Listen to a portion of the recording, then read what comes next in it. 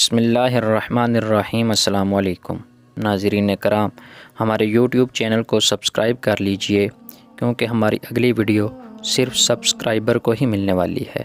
مسجد النبوی شریف کی پرفضا اور پربہار فضاؤں میں ایک بار امیر المؤمنین حضرت سیدنا عمر فاروق اعظم اور دیگر صحابہ کرام علیہم الرضوان میں قرآن پاک کے فضائل پر مذاکرہ ہو رہا تھا۔ اس دوران حضرت سیدنا عمر بن معدی کرب رضی اللہ تعالیٰ عنہ نے عرض کیا، یا امیر المؤمنین، آپ حضرات بسم اللہ الرحمن الرحیم کے عجائبات کو کیوں بول رہے ہیں؟ خدا کی قسم بسم اللہ الرحمن الرحیم بہت ہی بڑا عجوبہ ہے۔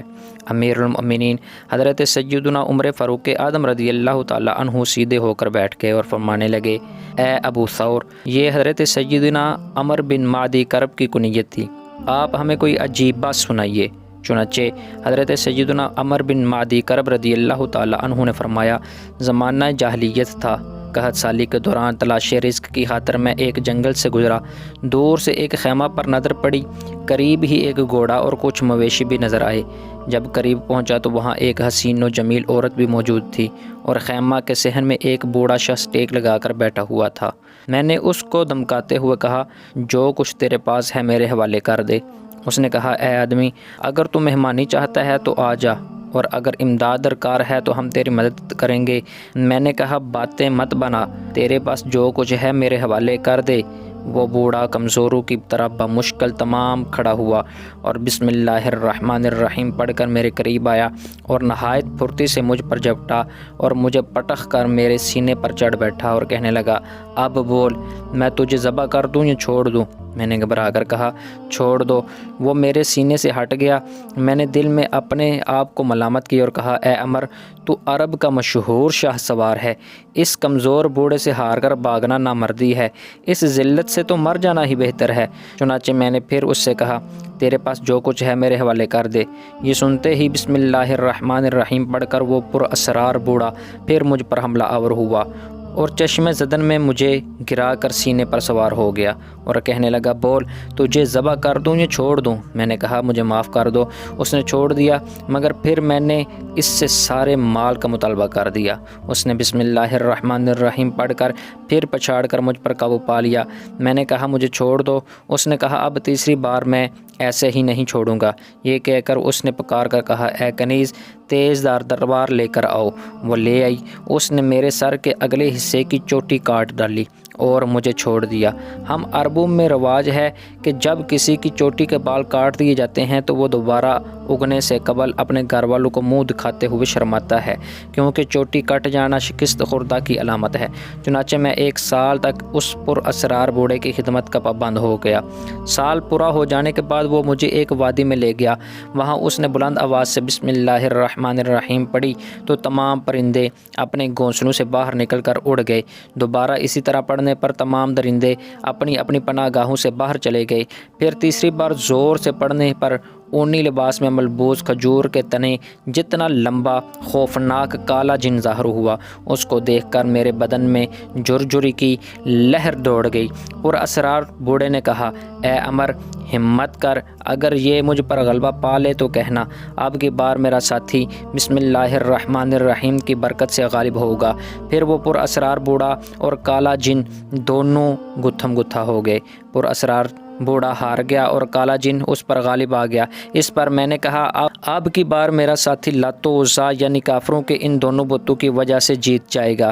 یہ سن کر پر اسرار بوڑھے نے مجھے ایسا زوردار تمانچہ رسید کیا کہ مجھے دن دہاڑے تارے نظر آ گئے اور ایسا محسوس ہوا کہ ابھی میرا سر اکھڑ کر دھڑ سے جدا ہو جائے گا۔ میں نے معذرت چاہی اور کہا کہ دوبارہ ایسی حرکت نہیں کروں گا۔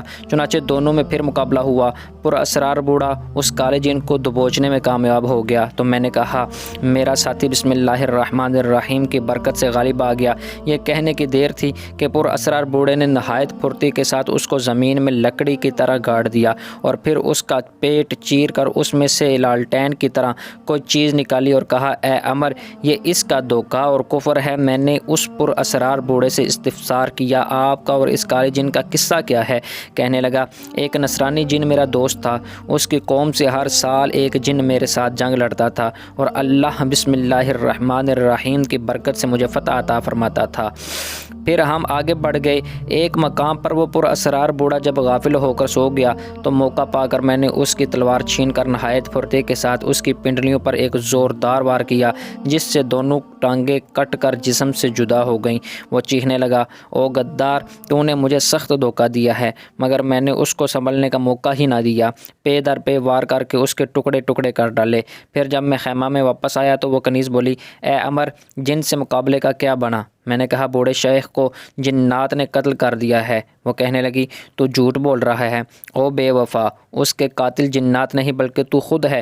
یہ کہہ کر اس نے بے قرار و اشکبار ہو کر عربی میں 5 اشعار پڑھے، جن کا ترجمہ ہے، اے میری آنکھ، تو اس بہادر شاہ سوار پر خوب رو اور پے در پے آنسو بہا۔ اے عمر، تیری زندگی پر افسوس ہے، حالانکہ تیرے دوست کو زندگی نے موت کی طرف دھکیل دیا ہے۔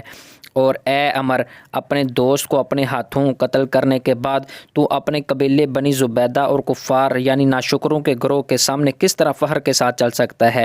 مجھے میری عمر کی قسم، اے عمر، اگر تو نے لڑنے میں واقعی سچا ہوتا، یعنی بغیر دھوکہ دینے مردوں کی طرح اس سے مقابلہ کرتا، تو اس کی طرف سے ضرور تیز در تلوار تجھ تک پہنچ کر رہتی اور تیرا کام تمام کر دیتی۔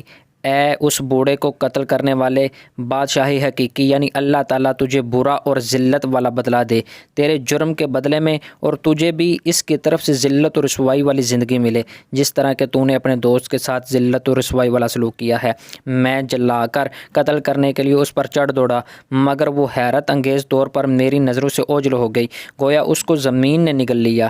ملخص کتاب کا حوالہ موجود ہے، لاقط المرجان فی احکام الجان للسیوطی، پیج نمبر 141 تا 143۔ السلام علیکم۔